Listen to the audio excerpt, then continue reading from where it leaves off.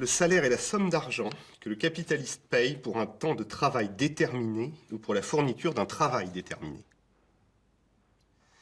Alors là, de quoi est-ce que Marx nous parle? Il nous parle de ce qu'on appelle le travail abstrait. Le travail abstrait, c'est-à-dire du travail indéterminé, du travail interchangeable, du travail sans qualité. Quelqu'un qui peut travailler à une tâche, puis passer à une autre, ou même à une autre usine, sans transition. Pour décrire l'activité humaine, le travail et l'emploi apparaissent comme deux termes interchangeables. De façon ordinaire aujourd'hui, c'est l'emploi qui est le plus souvent utilisé pour désigner le travail.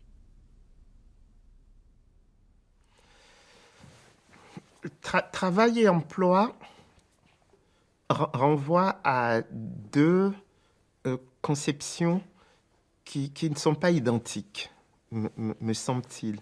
Dans le travail, on voit quelque chose de physique. On sent un processus de l'ordre physique, de l'effort qui est consenti. Dans l'emploi, il y a déjà une forme d'institutionnalisation du process de travail. La preuve en est qu'on dit souvent que le chômage est une invention. Si vous allez dans mon village au Togo, ben, la notion d'emploi, elle va être relative, puisqu'il y a des périodes où les gens ne font pas grand-chose, parce que les terres sont en friche, il faut les laisser se reconstituer. Et puis, il y a des périodes où les gens vont travailler énormément. Et donc, la notion d'emploi, de ce point de vue, elle va être liée au mode ou au process d'institutionnalisation dans la société. Alors, il y a un ancien directeur de l'Agence française de développement au Burkina Faso qui m'a dit une fois, Kako, t'es producteur de coton, il ne faudrait pas les payer beaucoup parce que lorsqu'ils ne produisent pas le coton, ils ne font rien d'autre. Et il me dit, il faudrait les utiliser, ces producteurs, pour nettoyer les pistes rurales pendant les périodes où ils ne cultivent pas. Bon. Et donc, je lui ai dit, vous, pendant vos congés d'été en France, il faudrait vous utiliser pour aller nettoyer la tour Eiffel, puisque vous ne travaillez pas pendant vos congés. Bon, il n'était pas très content, mais c'est quelqu'un qui était un coopérant français en Afrique qui n'avait toujours pas compris qu'une société a ses rythmes, a ses valeurs, a ses traditions et a sa conception du travail et à sa conception de l'emploi. L'emploi, c'est un échange entre je renonce à toute liberté, à toute prise sur ce que je vais faire, et en échange, j'ai une sécurité économique et physique minimale ou optimale. Et le champ de la justice sociale, le périmètre de la justice sociale, se restreint à des échanges de quantité. Il y a eu un débat qui retrouve une grande modernité aujourd'hui avec les débuts du taylorisme, qui a parcouru la gauche politique et syndicale. On s'est demandé, bon, nous avons des masses humaines entières qui sont assignées à un travail d'esclave. Ça a été montré magnifiquement par des artistes. J'évoquais Chaplin. On pourrait penser à Fritz Lang aussi. Ça saisit ce moment historique, il y a un siècle exactement. On se dit, mais quel monde est-on en train de est en train de construire. Et disons, il y a eu deux réponses possibles. La réponse qui a finalement gagné historiquement et qui a donné lieu à la naissance de l'emploi, c'est de dire, eh bien, il faut cet assujettissement à un travail privé de sens, c'est le prix à payer pour la modernité technique. Il y a une science de l'organisation du travail qui nous oblige à traiter les êtres humains comme des rouages et donc à les priver de l'expérience du sens dans ce qu'ils font. Employment generally means L'emploi, ça signifie généralement un job. Donc on travaille pour quelqu'un d'autre. through much of the history of Europe, working for someone Dans else l'histoire de was l'Europe, considered something travailler to pour do quelqu'un d'autre était essentially considéré young. comme You're une not activité full adult. réservée essentiellement aux plus jeunes, à ceux qui At n'étaient least on pas an encore ongoing adultes. basis. So that if apprentices, journeymen, we Ce all know n'était about pas that in quelque craft, chose but que actually the l'on system was faisait de everywhere. manière continue, Everybody sauf in Northern l'apprentissage. Europe in the Middle Ages had to have some kind of employment, had to be working as a Au servant Moyen in the Âge, household tout of le someone monde else. devait And that travailler went chez not quelqu'un just for d'autre, craftspeople, être serviteur par but exemple. peasants, there Et were cela pas seulement pour les milkmaids, artisans, les agriculteurs ou les ladies in waiting. domestiques. There were noblewomen, who actually were servants for Il y even avait more des important nobles noblewomen qui or servaient la older women. noblesse plus haute. Similarly, gentlemen waiters, as they Tout le called monde, them, de haut en bas, pages devait for passer nice. du temps à Everybody travailler from pour the un top to the autre. bottom of society, Ce had qui to était spend certain considéré time comme un working for someone service else. And est ce that que was nous considered considérons service, aujourd'hui but, comme un emploi. it was basically what we'd now consider a job. Im Deutschen gibt es Beschäftigung und En Arbeit. allemand, und il diese y a Begriffe sind ziemlich l'activité. stark synonym im L'emploi Deutschen. et le travail sont quasiment Man kann synonymes. natürlich auch sagen, dass Beschäftigung L'emploi auch inclut die l'activité Selbstständige indépendante Beschäftigung libérale. und On Arbeit pourrait peut-être als faire Beruf. cette Insofern, man distinction könnte auf entre le Deutsch die travail du Unterscheidung travailleur treffen, indépendant dass quasi et die celui Arbeit du des travailleur Unternehmers, salarié. nicht Mais als la Beschäftigung distinction gesehen wird oder lexicale, andersrum nicht als Arbeit idéologique gesehen wird. n'est pas très claire. Aber im Deutschen ist das Vokabular nicht so eindeutig. Le travail, c'est le fait de travailler. L'emploi, c'est le fait de travailler dans un marché formel.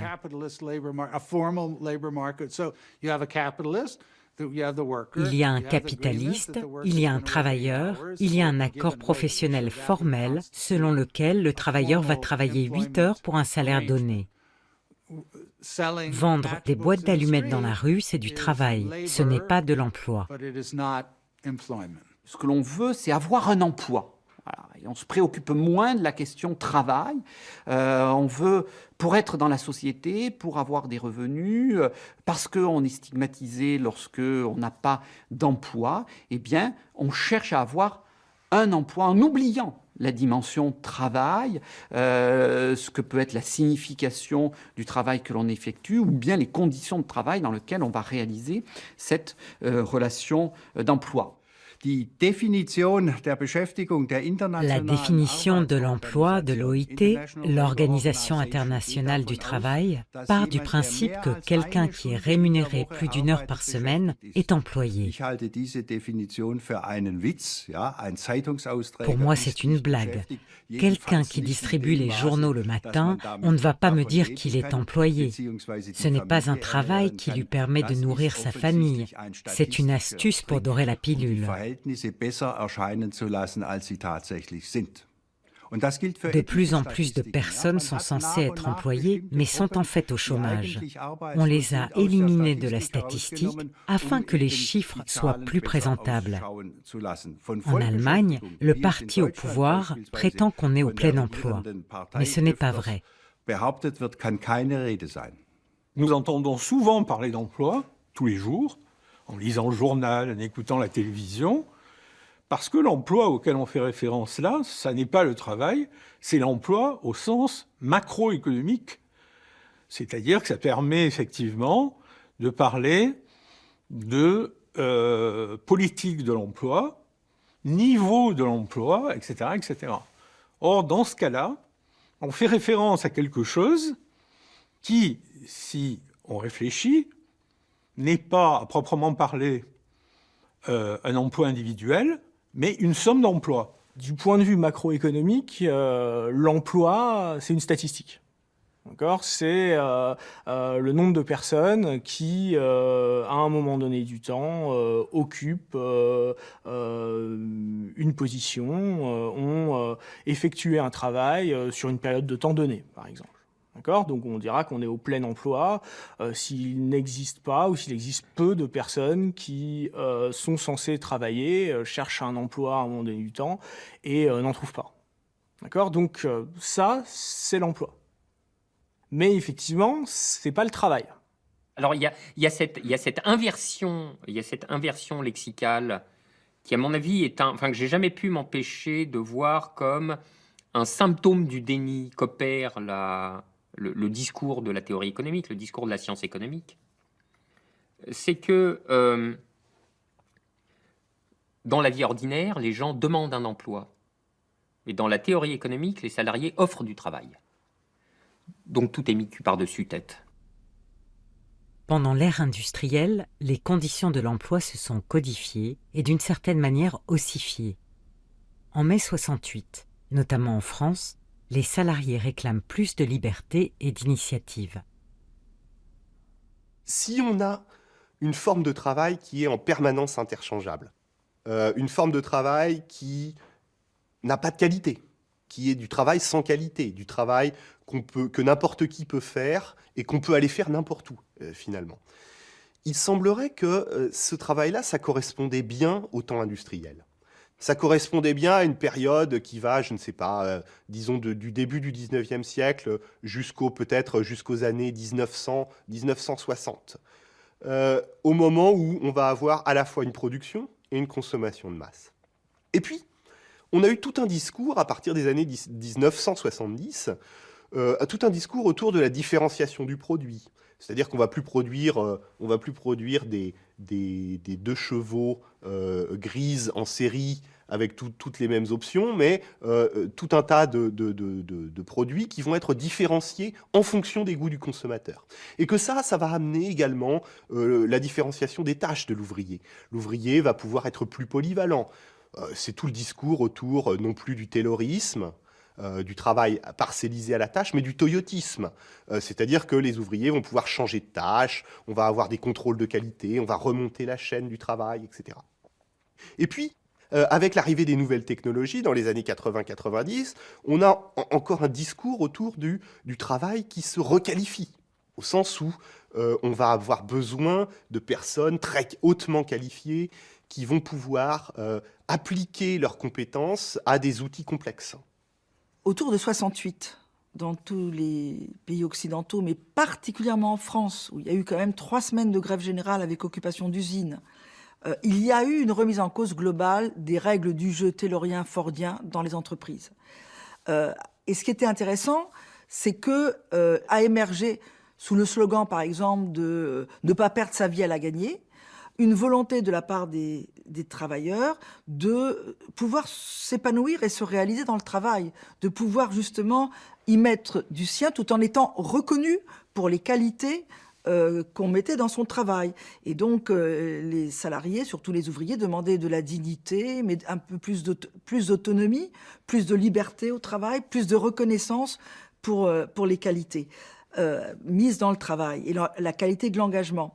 Et cette révolte a vraiment traumatisé le patronat parce que les directions d'entreprise, employeurs, étaient persuadés qu'ils n'arriveraient pas à remettre au travail cette classe ouvrière aussi révoltée. Donc il fallait trouver un moyen pour continuer à exploiter cette main-d'œuvre avec leur consentement.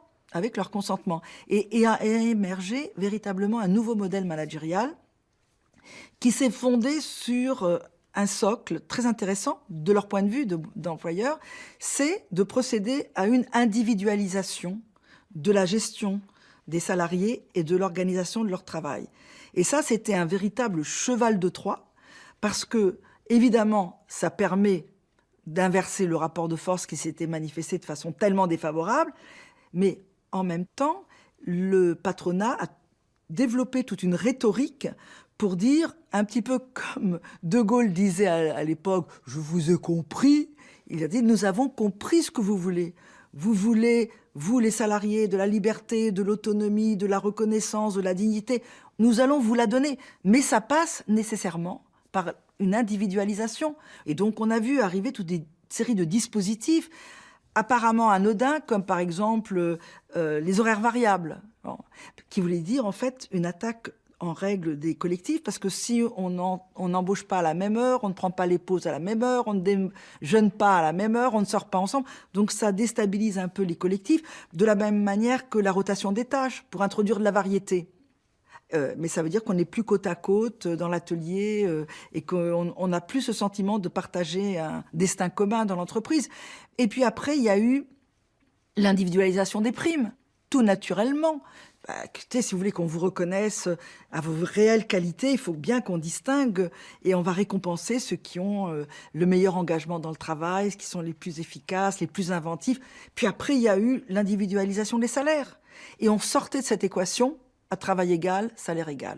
Et du coup, c'est véritablement une explosion de l'identité commune de la classe ouvrière pour arriver avec ce fameux entretien de chaque salarié avec son supérieur hiérarchique, avec son N+1, au cours duquel chacun se voit fixer des objectifs personnels et puis, au bout d'un an, évaluer dans sa performance personnelle. Qui aboutit à ce qu'on peut voir maintenant dans les entreprises, c'est à montrez-nous qui vous êtes, montrez-nous de quoi vous êtes capable, étonnez-nous, dépassez-vous. La difficulté sur laquelle butait le Fordisme, c'est que les joies n'étaient pas liées à l'exercice du travail lui-même, qui était un petit peu moins pénible qu'à l'époque des mines, mais pas beaucoup moins. Et évidemment, cette limite entraînait des effets sur la productivité que la crise du Fordisme, à la fin des années 60, au début des années 70, a commencé à rendre manifeste. Le capitalisme a surmonté ce problème en empruntant la voie de l'enrichissement du travail en affect joyeux intrinsèque, c'est-à-dire en entreprenant de convaincre les salariés que la vraie vie, c'est la vie au travail, que c'est au travail qu'on s'accomplit réellement, que la réalisation de soi, c'est la réalisation de soi dans et par le travail. Bon, alors ça donne lieu à tout un tas de manifestations, de pratiques qui oscillent entre le grotesque et le désolant, autour des fausses promesses de l'autonomie, à base de séminaires pour les cadres où on les initiait à la pratique du rire ensemble, enfin, et jusqu'à des extrémités tout à fait contemporaines, à faire dégringoler les yeux des orbites. Il y a maintenant une nouvelle sorte de dirigeant dans l'entreprise, une nouvelle place fonctionnelle dans l'organigramme directorial de l'entreprise qu'on appelle le Chief Happiness Officer, c'est-à-dire le directeur délégué au bonheur. Donc voilà, on doudoune, on coucoune, on montre qu'on aime les salariés. Après, il y a une autre partie qui est, faut quand même pas rigoler quand on est employeur. On veut séduire, on veut faire adhérer les salariés, on trouve ce moyen par le biais psychologique de les titiller, mais il faut quand même qu'ils s'en tiennent à des méthodes qu'on trouve les plus efficaces. Et donc, il y a quand même tout un corpus de méthodologie, de méthodes, de protocoles, de process, de pratiques, des bonnes pratiques benchmarkées, de reporting. Tout ça est nécessaire et imposé à tous les salariés, qu'ils soient cadres, employés, techniciens, opérateurs.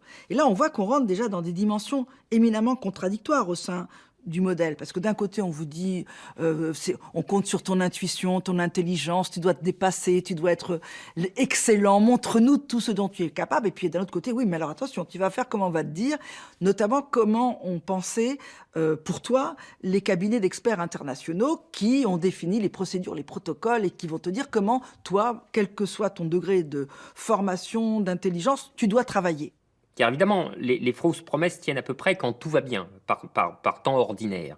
Mais dès qu'il y a une situation de crise, ce sont les enjeux vitaux du capitalisme qui font immédiatement résurgence, c'est-à-dire, bah oui, il va falloir relever la productivité, il va falloir fermer des sites, il va falloir baisser les coûts, il va falloir réaugmenter la rentabilité pour les actionnaires, etc., etc. Et tout ça va se faire au knout. C'est-à-dire le Chief Happiness Officer, il la mettra en veilleuse pour un moment, ou alors il tentera de passer du baume et de l'onguent sur ce désastre productiviste et financier. Il y a un autre élément, et qui est complètement délétère, pour obliger les salariés, quel que soit leur niveau, à accepter de s'en tenir à ces protocoles et ces process et ces bonnes pratiques, c'est un peu dans la visée de Taylor qui disait « le savoir, c'est du pouvoir », c'est une remise en question des métiers, des connaissances, de l'expérience des salariés, en les mettant tout simplement en obsolescence par le changement permanent. On pratique le changement permanent de telle sorte à ce que l'expérience devienne obsolète et que les salariés ne puissent pas se prévaloir légitimement de leurs connaissances, de leur expérience, de leur métier pour dire « ah non, non, non, le travail, c'est pas comme ça que ça se fait. Moi, je suis un homme de métier ou une femme de métier, j'ai de l'expérience, on va pas me faire ça comme ça. » Parce qu'il se verra répondre « ah oui, mais ça, c'était avant. Maintenant, tout a changé. » Aux États-Unis, dans les écoles, de plus en plus d'enseignants ont été appelés à suivre des indications précises sur ce qu'ils devaient faire, comment enseigner, comment traiter telle ou telle situation. Ils ne sont pas employés par des capitalistes, mais par l'État.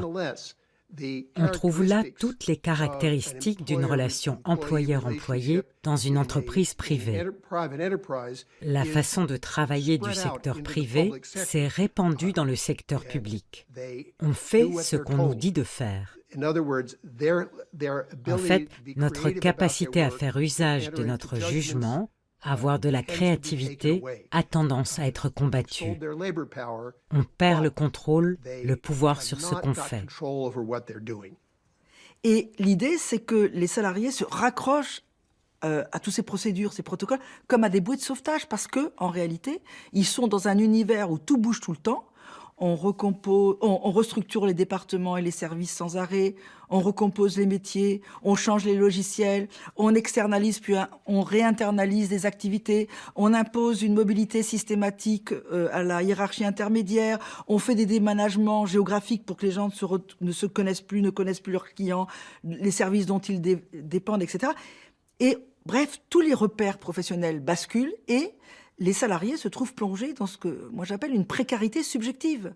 D'où cette fatigue, ce sentiment d'épuisement qu'on appelle le burn-out. Il faut tout le temps recommencer, c'est jamais fini. Et en plus, un effondrement personnel qui vient du fait qu'on n'a plus confiance en soi-même. Le risque d'atteinte à la santé mentale était pratiquement inconnu dans le monde de l'industrie classique. Justement, celui de... Ce qu'on risquait, c'est l'abrutissement. On est abruti, bon, mais ça ne vous rend pas délirant. Or, là, ce qu'on observe, alors là, le droit est un bon révélateur, les problèmes de santé mentale émergent dans le Code du travail français, je crois que c'est fin des années 80, début des années 90. On voit apparaître, il faut faire attention à la santé mentale. Bon, qu'est-ce qui se passe? Alors depuis, il y a eu une montée en puissance. Les suicides au travail ne sont que la fameuse part émergée de l'iceberg, parce qu'il y a tous les troubles, la dépression, il y a tout un coup.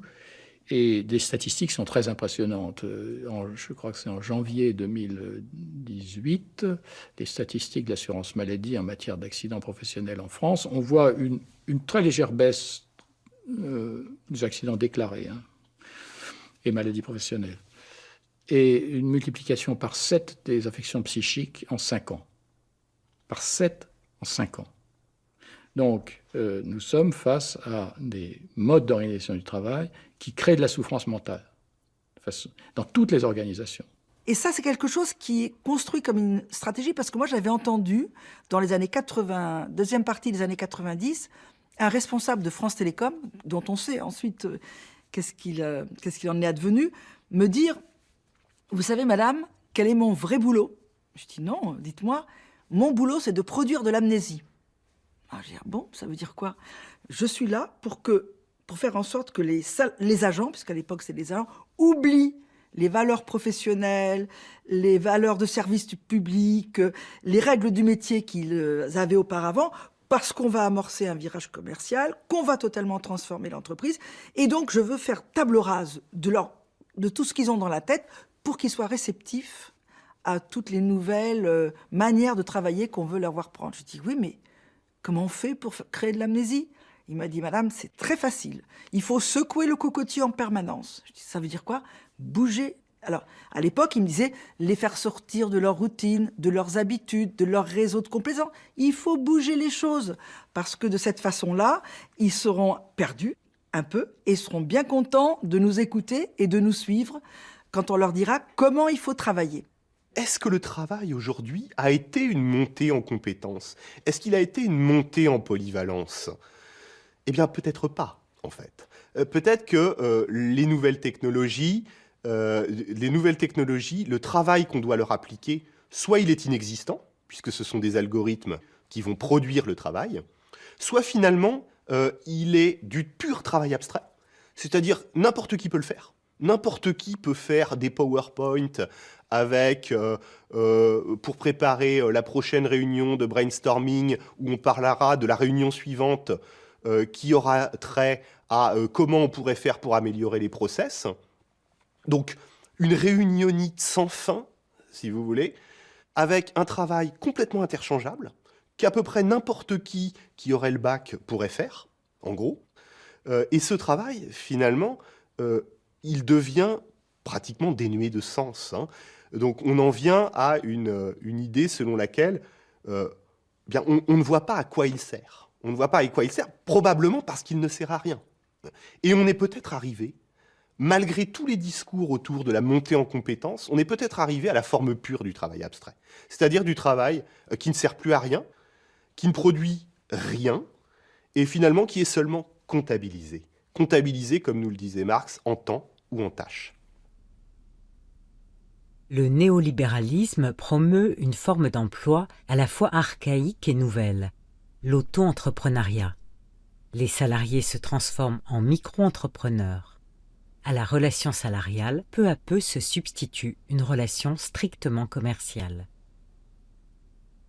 Le mouvement justement général du capitalisme, c'est de partir d'une situation où les gens étaient auto-entrepreneurs, en tous les cas une bonne partie de gens. Vous aviez, dans un pays comme la France, la majorité de la population était soit des petits paysans propriétaires, soit des petits commerçants, soit des petits artisans, etc. Les lois de la concurrence ont balayé tout ça. Les lois de la concurrence ont fait disparaître tous ces gens-là. Même en France, à la sortie de la Seconde Guerre mondiale, on a encore une paysannerie ou des petits commerçants qui sont extrêmement nombreux. Promenez-vous aujourd'hui dans les campagnes ou dans un centre-ville français, il y a plus que des salariés, hein, enfin, où il reste encore quelques-uns, mais c'est une survivance. Alors l'idée qu'on va évoluer à l'avenir comment dire, en rétropédalant et en réinventant une classe de petits propriétaires, etc., je pense que c'est une douce utopie, enfin, douce, j'en suis pas certain, utopie, j'en suis sûr. D'ailleurs, en réalité, qu'est-ce qui se passe? Les auto-entrepreneurs, c'est des salariés déguisés, hein, et on le voit très bien avec les grèves de livreurs là, qui ont commencé à éclater un peu partout, ou les chauffeurs de chez Uber qui se sont mis en rogne. C'est qu'en réalité, ils sont formellement des travailleurs indépendants. En réalité, ce sont des salariés pieds et poings liés à leur grand donneur d'ordre. Aujourd'hui, on assiste à un processus d'ubérisation. Il y a des pans entiers de l'économie qui sont menacés par cette ubérisation-là. Airbnb menace l'hôtellerie classique, les chauffeurs Uber menacent les taxis traditionnels, par exemple, et on entend beaucoup parler des effets désastreux de ça. Mais en réalité, pourquoi est-ce que ça fonctionne? Ça fonctionne parce que les acteurs de ce jeu-là, ils acceptent d'y jouer en permanence. On va évaluer notre chauffeur Uber grâce à l'application, c'est marrant. On va commander un taxi quand on veut, à 3h du matin, alors qu'il n'y a pas d'autre transport disponible. Donc on veut, au lieu de faire en sorte de rentrer chez soi par les transports en commun, maintenant on sait qu'on peut compter sur Uber, etc. Ça nous amène tout un tas de services et on les utilise tous les jours. Donc il y a une adhésion, en fait, permanente de tous les individus à ce système. Même si ces mêmes individus qui y adhèrent à court terme par ces actes-là, hein, d'accord, nos achats chez Amazon, notre commande d'Uber, etc., même si ces mêmes acteurs-là, ils finissent par dire avec un peu plus de recul, ah mince, ça détruit la société, ça détruit des pans de l'économie, ça pose des problèmes, n'empêche qu'ils y adhèrent.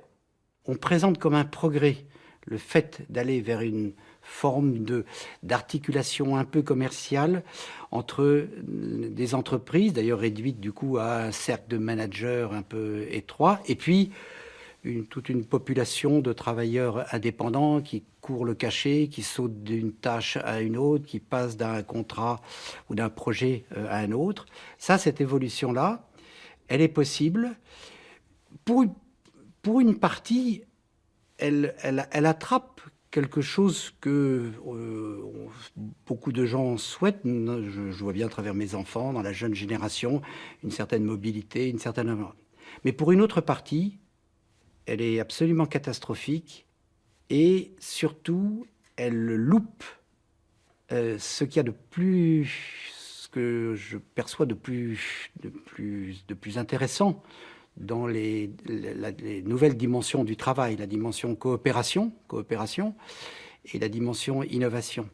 Sinon, la tendance naturelle, je dirais la paresse, et ça ne nécessite pas beaucoup de créativité, c'est de continuer vers cette espèce d'émiettement de la relation salariale avec constitution d'un groupe, certes, qui ne sera jamais majoritaire, mais de plus en plus important, de salariés qui sont de faux indépendants, de faux salariés. Le statut d'auto-entrepreneur, qui finalement ne met plus du tout en relation un employeur et un employé, mais finalement deux entrepreneurs, eh bien, ce statut-là, il est une sorte d'aboutissement d'une théorie ou d'une vision plutôt néolibérale du travail, parce que on va étendre vraiment le mécanisme de la concurrence. D'accord ? L'entrepreneur, au lieu d'embaucher quelqu'un et de lui donner un statut pendant un certain temps, en fait, il va faire appel à un autre entrepreneur qui va être poussé à faire le travail mieux qu'un troisième entrepreneur qu'on pourrait prendre si on n'était pas satisfait du travail qui a été fait par le premier. Donc en fait, la concurrence entre les travailleurs est beaucoup plus forte s'ils ont ce statut d'auto-entrepreneur, parce qu'ils vont tous essayer de faire le travail eux-mêmes au coût le plus bas. Ce monde un peu néolibéral que j'évoque, il est nettement plus vrai et peut-être aussi violent pour une partie des salariés qui ont peu de compétences à faire valoir, dont finalement le job pourrait être fait, j'ai envie de dire, par n'importe qui. D'accord ?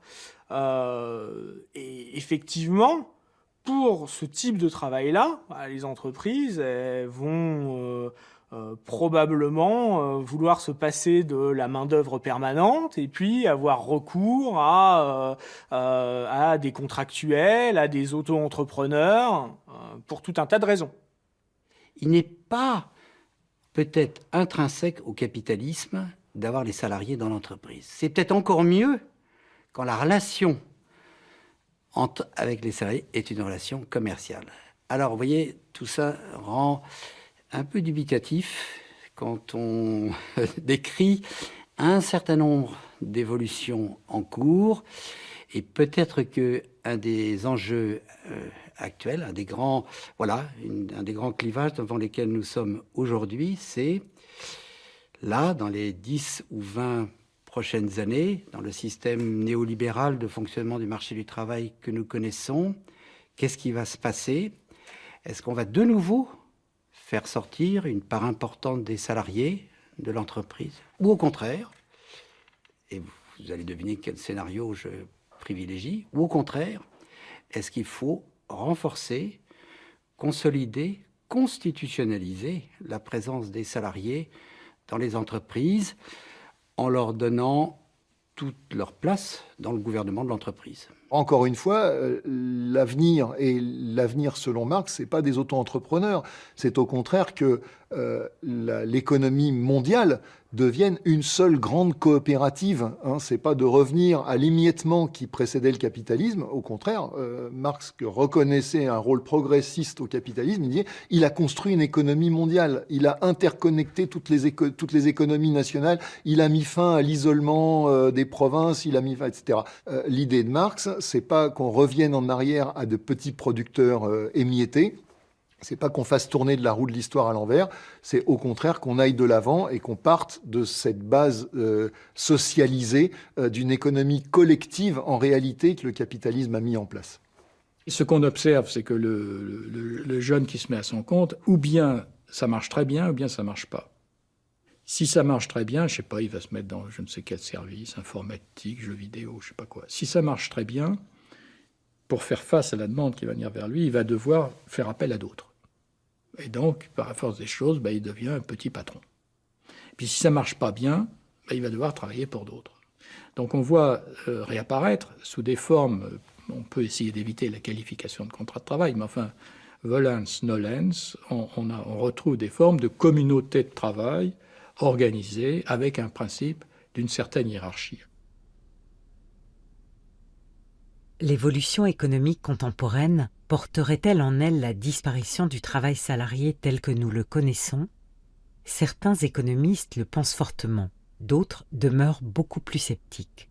En tout cas, avec la robotisation et l'informatisation, l'avenir de l'emploi est en jeu.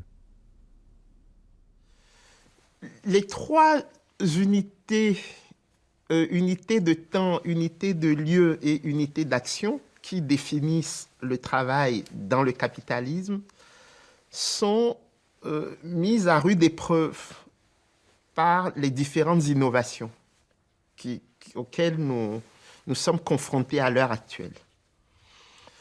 Le télétravail est quelque chose qui se développe. Je vois dans des institutions comme la Banque mondiale, aujourd'hui, de façon très claire, vous pouvez travailler à partir de chez vous. Et une fois tous les 2 mois ou tous les 3 mois, vous allez au siège de la Banque mondiale.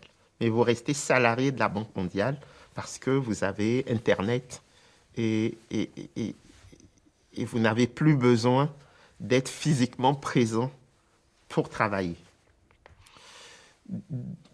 La question de l'unité de temps. Travailler 8 heures par jour, pour un chercheur, ça ne veut rien dire. Parce que vous pouvez travailler de minuit à 4 heures du matin, parce que vous êtes plus productif, et puis dormir de 9 heures à 13 heures. Bon. Et ainsi de suite.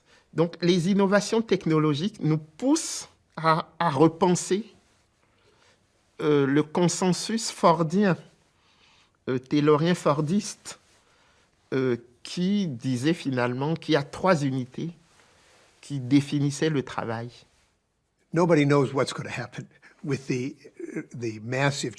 Personne ne sait ce qu'il adviendra avec les changements massifs en termes d'intelligence artificielle.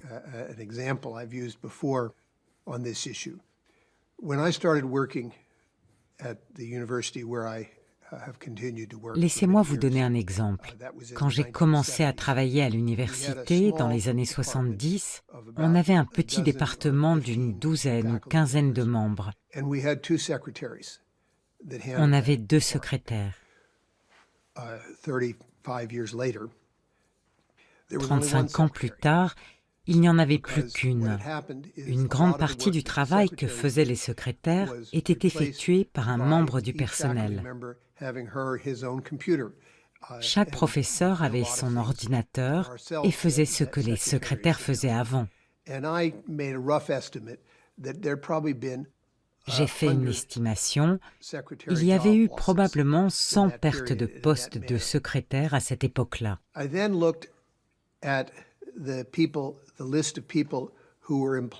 J'ai ensuite regardé le nombre d'employés au département des technologies de l'informatique. Il y avait à peu près 100 personnes.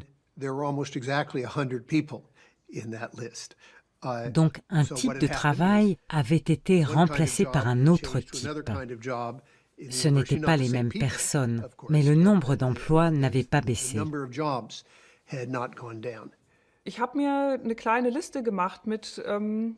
J'ai fait une petite liste thématique qui tend à répondre à la question « Que sera le travail dans l'avenir ?»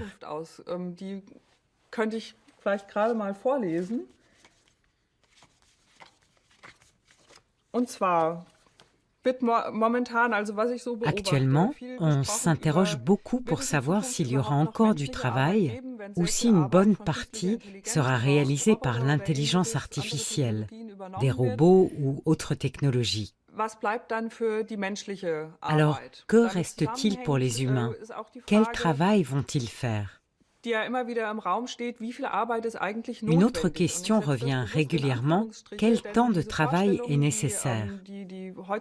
C'est une idée qui circule beaucoup aujourd'hui. 8 heures par jour, une semaine de 40 heures, ce sont des choses apparues historiquement. Ce n'est pas une loi naturelle, c'est un construit historique. C'est tout à fait réversible. Aujourd'hui, c'est une question beaucoup discutée. Beaucoup de scientifiques affirment que 15 heures de travail hebdomadaire seraient largement suffisantes. Ça libérerait les humains pour d'autres activités.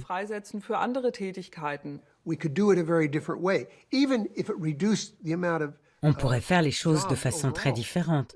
Même en réduisant le nombre d'emplois, il y a une autre manière de gérer ça.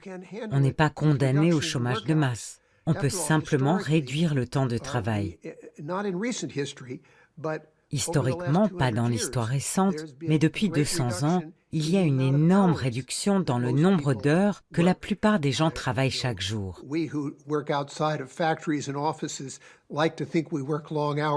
Nous, on a l'impression qu'on travaille très longtemps, etc.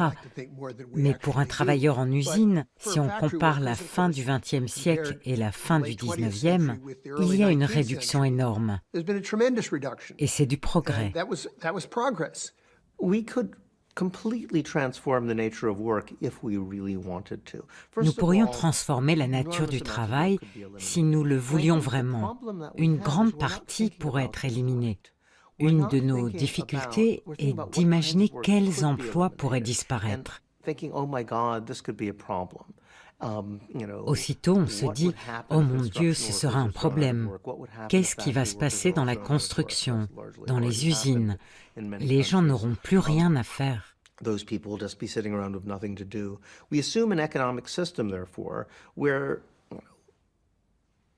decrease in demand for labor is necessarily a problem. Dans notre système économique, la diminution du travail pose un problème parce que ça suppose de le redistribuer afin que chacun ait sa part et puisse consacrer son temps à d'autres activités. Is somehow completely impossible under the existing economic system, which is weird because that existing economic Ça semble totalement impossible dans notre système économique. C'est étrange parce que nous pensons qu'il est le plus efficace possible alors qu'il ne résout pas tous les problèmes. I don't think we should talk about it that way. I think we should think about possibilities. I think we should think about, well, we're moving into a world where all those things that our grandparents imagined. Je souhaite que nous allions vers un monde tel que nos grands-parents l'imaginaient quand ils travaillaient dans les usines. Ils imaginaient que leurs petits-enfants n'aient pas à travailler si dur. Ils pensaient que l'avenir les libérerait. Alors que c'est possible aujourd'hui, au lieu de fêter ça, on se demande « Mais qu'est-ce que nous allons faire ?»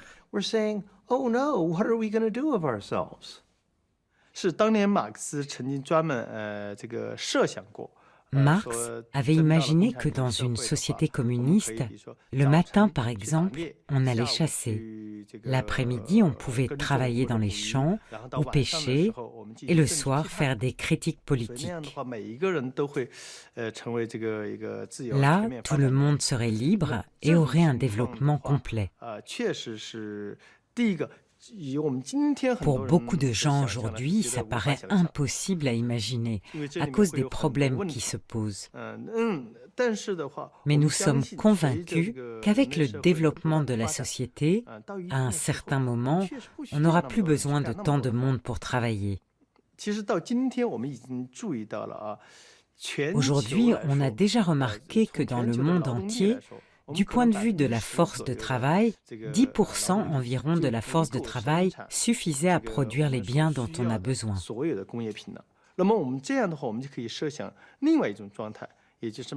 On peut imaginer une autre situation que celle imaginée par Marx à son époque.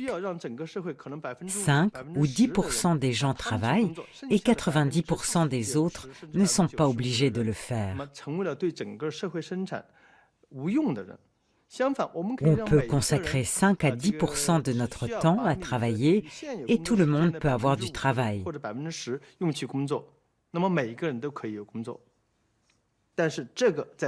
Mais dans le mode de production capitaliste, ce n'est pas possible.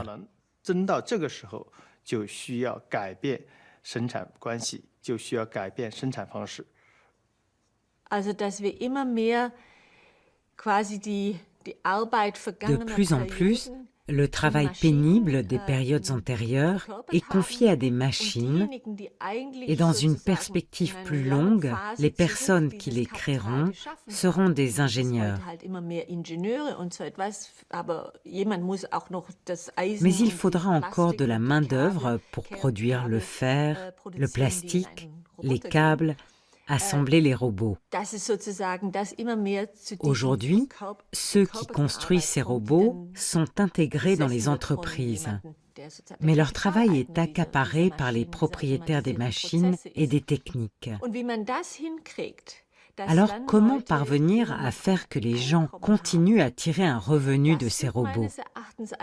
La répartition des profits va être la plus grosse question pour l'État-providence, car le capital va devoir être taxé, et à partir de là, probablement, un revenu universel devra revenir à tout le monde. Je ne trouve pas ça surprenant qu'on soit en train d'en discuter. Beaucoup de jeunes aujourd'hui n'arrivent pas à trouver un emploi régulier. Ils n'ont que des petits boulots précaires. Est-ce que cela va leur permettre d'ouvrir des droits à la retraite? Was ich mir hier notiert hatte, Lebensarbeitszeit, wie viel Arbeit ist notwendig? Qu'est-ce qu'on va taxer? Est-ce qu'on va taxer le travail humain ou est-ce qu'on va taxer le travail robotisé? Et comment taxer ce travail-là? Ça, c'est des questions très importantes. Un revenu universel sans condition, c'est peut-être un point très important. Les gens qui y sont favorables partent du principe que les humains vont continuer à être actifs, à être productifs, ils vont continuer à travailler, mais pas nécessairement pour un revenu comme gagne-pain. C'est pour ça que l'idée de revenu universel sans condition est peut-être la manière de redéfinir l'avenir du travail. Alors, est-ce que le travail humain, est-ce que le travail de l'être humain est encore nécessaire au capitalisme? On peut se poser sincèrement la question. Et c'est là que l'inquiétude sur peut-être les dizaines de millions d'emplois menacés à la fois par les algorithmes et à la fois par les robotisations se pose. Ce qui amène effectivement la question de qu'est-ce qu'on va faire de tous ces emplois? Bien sûr, qu'est-ce que ça va pouvoir, qu'est-ce que les gens vont faire? D'où l'idée d'où les idées théoriques aujourd'hui qui émergent autour d'un revenu universel, des taxes sur les robots, ou de réduction des inégalités, tout simplement. Ou de la fiscalité, tout simplement, de la progressivité plus importante de la fiscalité qui permettrait de redistribuer les richesses créées à des gens qu'on ne pourra plus faire travailler, peut-être, probablement, puisque, à part les emplois de service à la personne, le nombre et des emplois très qualifiés, des emplois salariés très qualifiés, il n'y aura peut-être quasiment plus d'emplois tels qu'on les connaît aujourd'hui. Après le travail et l'emploi, un troisième élément interroge notre quotidien, le salaire. Marx pensait que le salaire était un moyen contraignant l'homme libre, le paysan, l'artisan, à venir travailler dans les manufactures. Aujourd'hui, le salaire a changé de statut.